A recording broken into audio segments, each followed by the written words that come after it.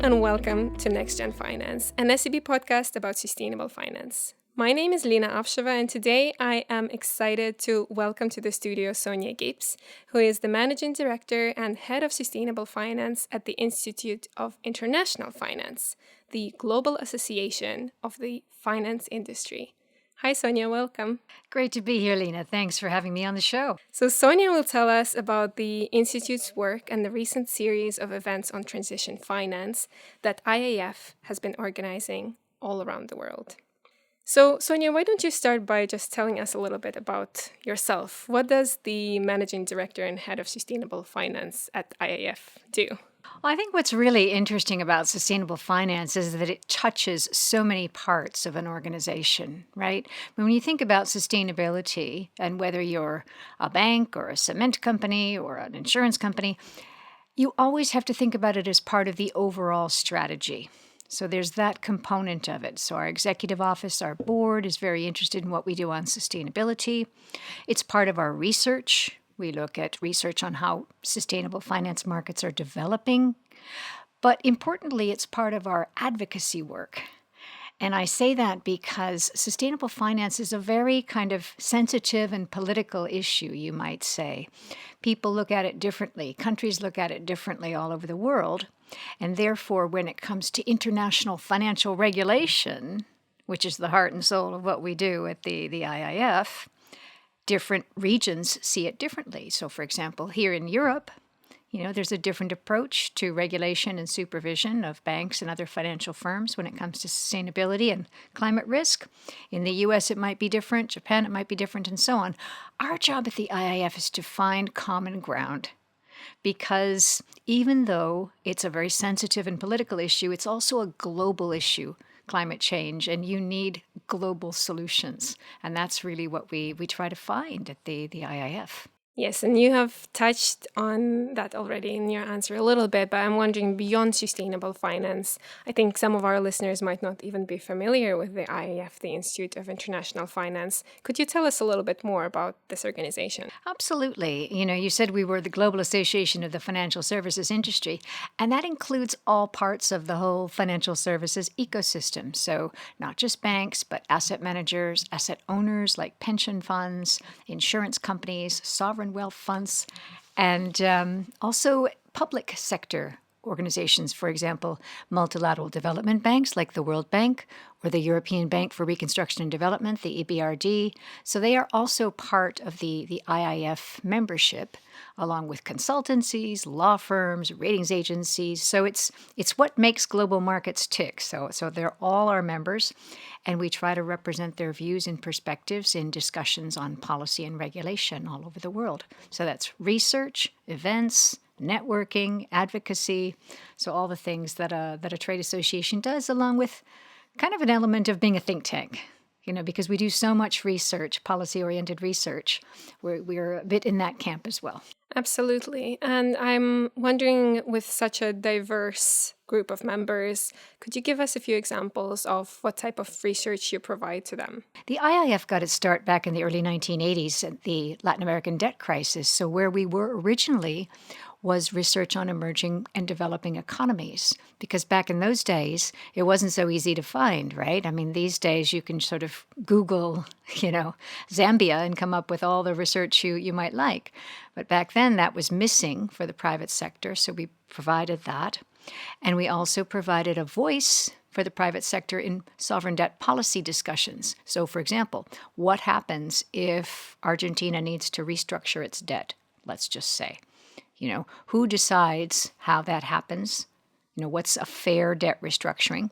At that time, private creditors didn't have much of a voice. It was mainly the official creditors and the country itself and the IMF and World Bank. So we were created to be a voice for the private sector. In the 1990s, we added regulatory advocacy. More recently, we've gotten heavily involved in digital finance as well, and sustainable finance, of course. So everything, all the ways in which the financial services industry is changing, we sort of move with that and try to represent our members in all of these discussions around financial sector policy, you might say. I see. And I'm wondering, what type of staff? What type of people are at the IIF that, can put their minds together to provide this type of insight to your members? It must be also a very diverse group. It really is. In our cafeteria, we have a big map of the world, and everybody has put in a little push pin for where they're from. And in fact, I myself am American, but Americans are quite a small minority in the IIF. We have people from all over Europe, from Asia. We probably have, I don't know, 40 or 50 countries represented just in our staff. So we've 80 different staff members and a few regional offices around the world. We have one in Brussels, one in Singapore, one in Beijing, one in Dubai.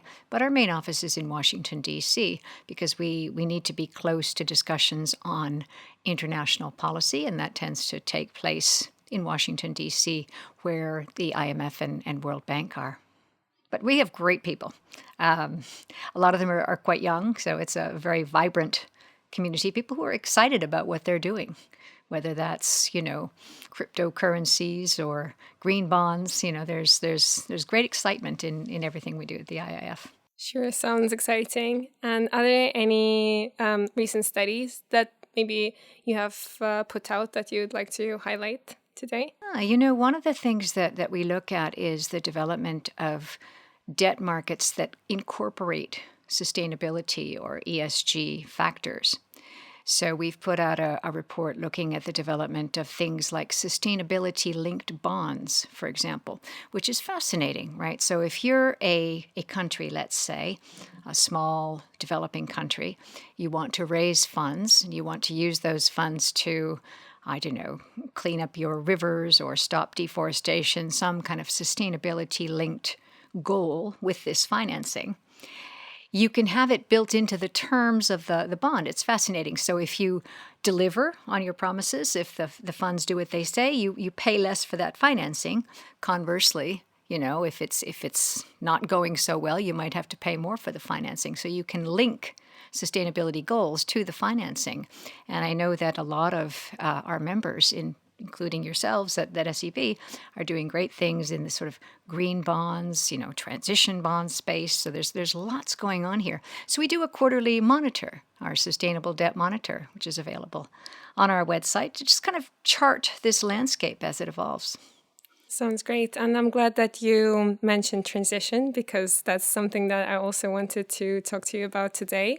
But first, before we dive into these exciting transition workshops that you have been organizing, I'm wondering, how do you at IIF define transition? Because that's not something that everyone agrees on, isn't it?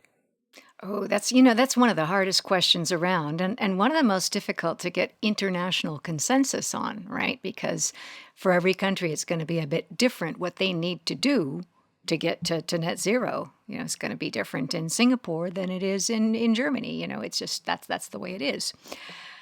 Transition finance, it's a complex term. It's kind of easier in a way to define what green finance is. Right? And the European taxonomy has done a terrific job there, of defining what sustainable finance is. Transition finance is much broader.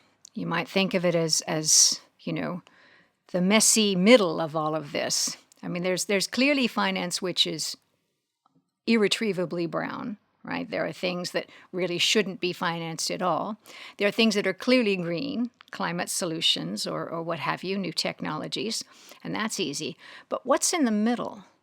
A lot of what's in the middle is companies that are not currently perfectly green, but have a plan, have a transition plan in place, and they need help getting there. And that help is partly financial, so they get it from their lenders or they raise financing in bond markets. They also need advice, and that's something that our members are working closely with their clients on. They have a lot of client engagement to help them along their transition journeys.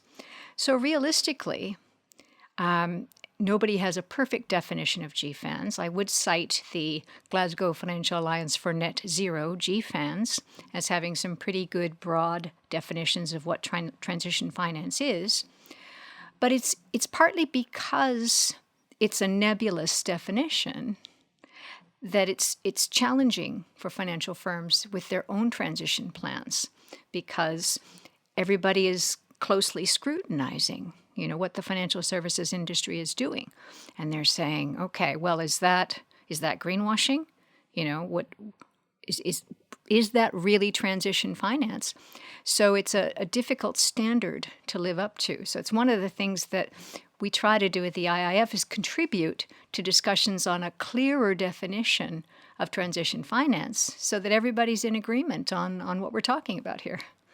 For us working in SEB, there's enormous value in speaking the same language with our partners, not only with our clients, but with our partners, with other banks, with other organizations around the world. If we all meet around the table and everyone knows what we mean when we say transition, that's going to make the conversation flow a little easier, isn't it? So you at the IIF have been organizing a number of workshops all around the world called the Transition Finance Workshops. Why don't you tell us a little bit more about that? For some time now, we've been convening groups of our members for dialogue and discussion and shared experience, both with peers, so other private sector firms, but also with policymakers, so people from finance ministries or environmental ministries, and regulators, so people from central banks or financial services agencies who are looking at some of today's toughest questions. So some of those are around understanding climate risk, measuring climate risk, assessing it, and trying to decide where it falls into the spectrum of regulation, because it's the job of regulators to monitor risks to the financial system. So how do we understand climate as part of the overall, there are many types of risks to the financial system, and climate is one of them. How do you measure that? What kind of metrics are you using? And more recently, civil society, academics, policymakers, regulators, this whole kind of set of stakeholders, you might say, in sustainable finance, has gotten very interested in transition plans and transition planning. So in order to help our members with their own transition plans, to help our regulators understand how it works, in the real world, we've been convening these workshops, and we've had over 20 now, everywhere from Hong Kong to Toronto, New York, London, Zurich, and we're very excited to be here in Stockholm to do one with you. And every city is different. It's a different conversation.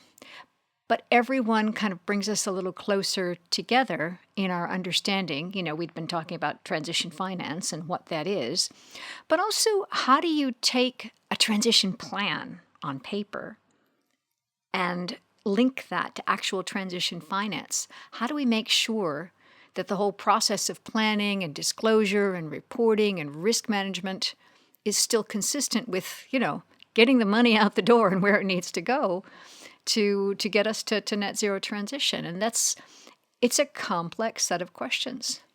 So these workshops, we think, have been tremendously helpful in kind of getting us to more of a common understanding.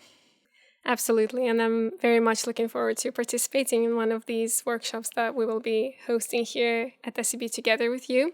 But I'm wondering, having been to 20 of these workshops all around the world, what are your biggest takeaways, or maybe even your favorite takeaways that you have found for yourself?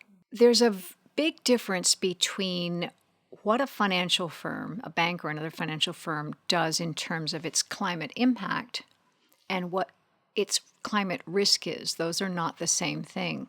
So, for example, if you're looking at a concept called financed emissions, and that's kind of tracking all of the emissions that a bank might be responsible for across its whole supply chain around the world, all of the emissions that are produced by its clients, and so on. That's extremely difficult to do. We don't have very good data. We don't have good metrics for understanding, the impact of all of this. And it's not particularly tied to risk. So climate impact and climate risk are two different things. And that's important to remember, particularly in a regulatory context.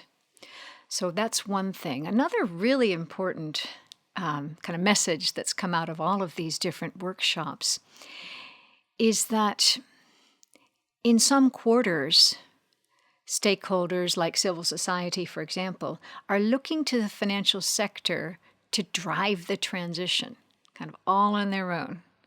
It's like if only banks would stop financing any company that is remotely brown, then we're going to be fine. We're going to get to transition. But the fact of the matter is that driving transition is a policymaker's job. This is what we elect our policymakers to do. It's their job to say, all right, we are going to price carbon. We're going to put a carbon tax in place or find some other way to price pollution, as it were. And we are also going to incentivize all the real economy sectors to change themselves and get to transition. It's not, the financial sector can't create demand for transition products and services and transition finance. They're intermediaries. That's what the financial services sector does. So that's why we think it's so important to have these discussions, bringing policymakers, regulators, and the private financial sector together so that we kind of connect these dots and join up, policy, regulation, and capital markets. It's the only way we can get finance to flow, really. If any of our listeners are not aware, this is actually, some people might say, a controversial take, because some people really do argue that, it's the bank's role to drive the transition. But I actually do tend to agree with you.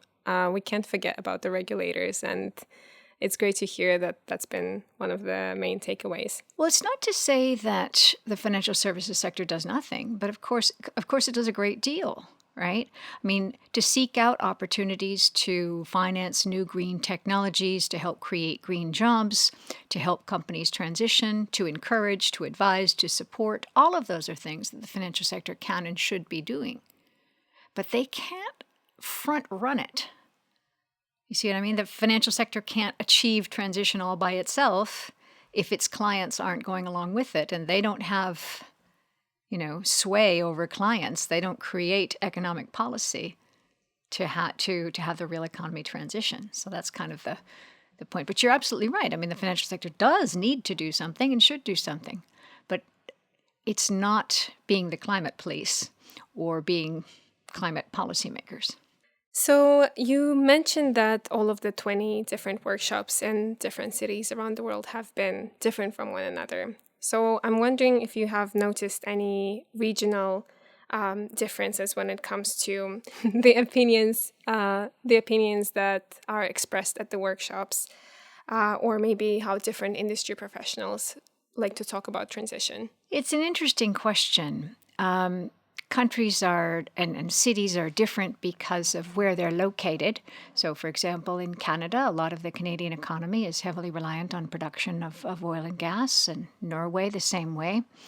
So you have a lot of discussion about how you help that particular industry transition.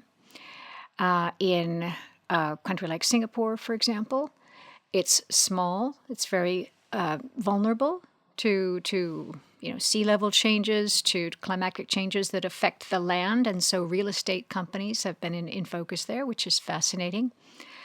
I would say one very clear difference, and you'll probably smile at this, is that when you're in Europe, a lot of the discussion tends to be around having the right policies in place and, what next for the EU taxonomy, or discussions around challenges to do with disclosure.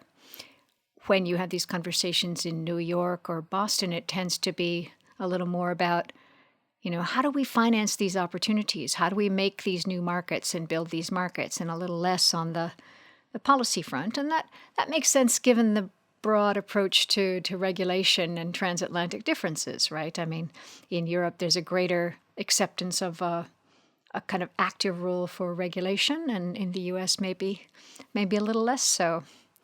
In Australia or South Africa, we have discussions about the coal industry and how you work managed phase out.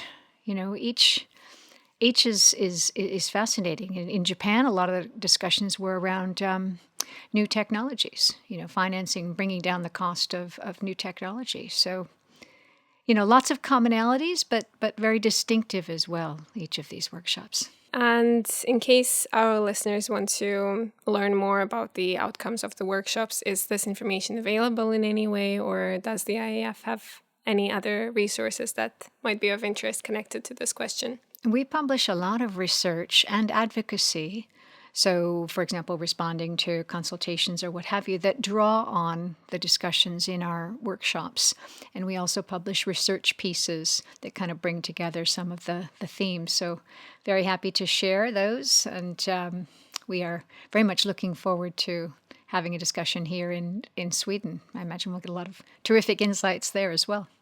And I might use the opportunity to mention that you have actually contributed also to our latest Green Bond Report publication on a different topic about the role of AI in sustainable finance, but also very interesting, and can also definitely recommend our listeners to check that out. But I'm wondering, Sonja, we could talk about AI for such a long time, but going back to transition and the outcomes of these workshops and your work in general, what is your view of the future when it comes to sustainable finance?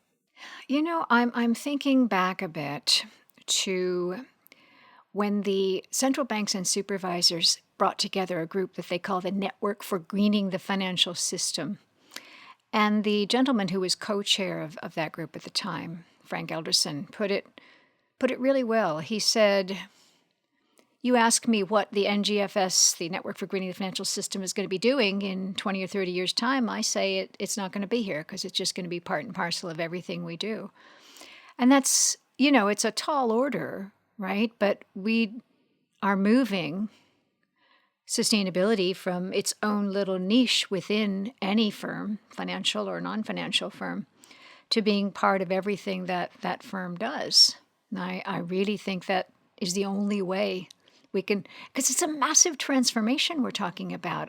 All of the world's energy systems need to be utterly transformed, and still something like 80-90% of the world's energy still comes from fossil fuels. So the task ahead is huge, and it's a radical transformation we're trying to make. So ultimately, it won't be its own thing. It'll just be part of everything we do, I hope. Absolutely, and I'm very optimistic myself when it comes to that, even just looking at the progression of our bank in the past, 5 years, which is when I started working at the bank.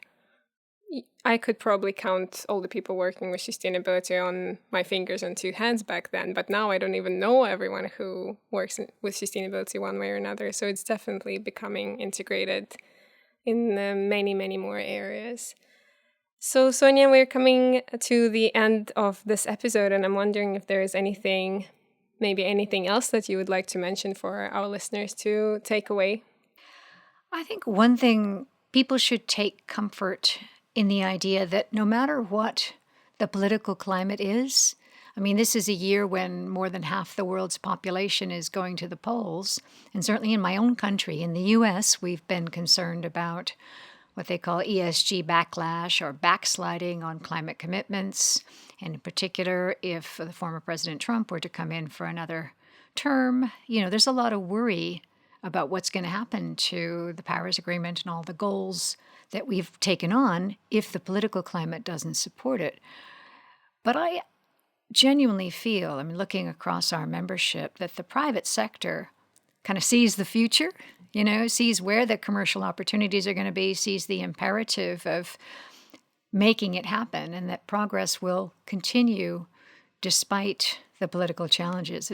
Nobody has said this was going to be easy, but the momentum is such that there's a lot of hope that we're going to be able to reach our goals regardless of the hurdles and obstacles. Thank you so much for your optimism, and thank you for taking the time out of your very busy schedule and coming to the studio straight from the airplane from the US.